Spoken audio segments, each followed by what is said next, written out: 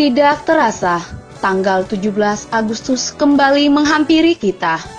Di tahun ini, mungkin kita tidak dapat merayakan peringatan kemerdekaan Indonesia seperti yang kita lakukan biasanya.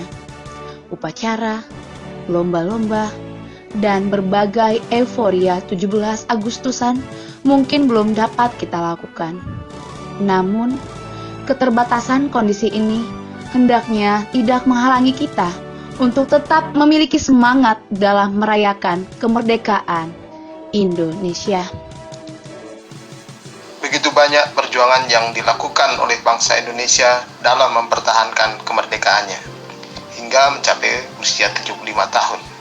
Setelah proklamasi kemerdekaan 17 Agustus 1945, para pendiri bangsa kita masih harus menghadapi pihak-pihak yang tidak ingin Indonesia menjadi sebuah negara merdeka. Begitu berat perjuangan mereka, hingga tidak jarang harus mempertaruhkan nyawa.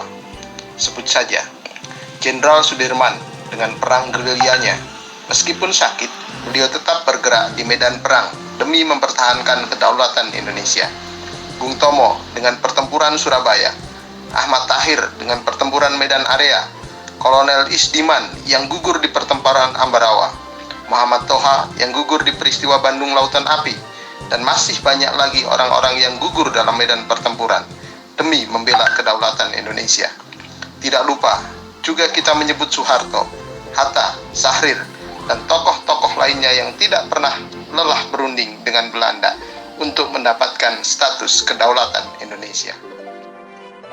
Betapa besarnya peran dan perjuangan para pahlawan Indonesia di masa lalu untuk membuat bangsa ini menjadi sebuah bangsa yang berdaulat.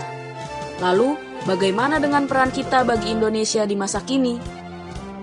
Mungkin kini kita tidak lagi berjuang melalui perang secara fisik atau berunding dengan pihak lawan.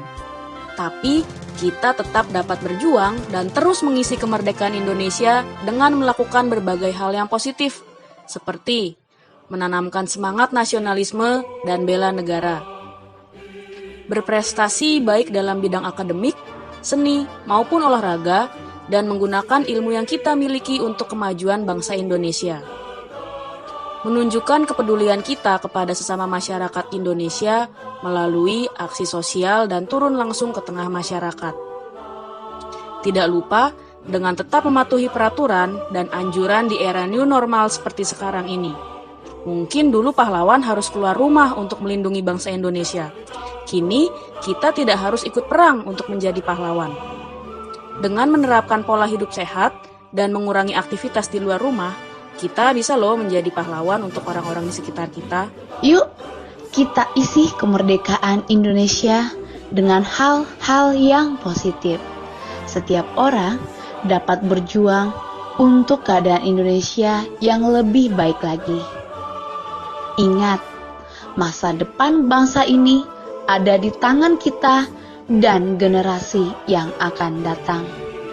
Selamat memperingati Hari Kemerdekaan Indonesia ke-75.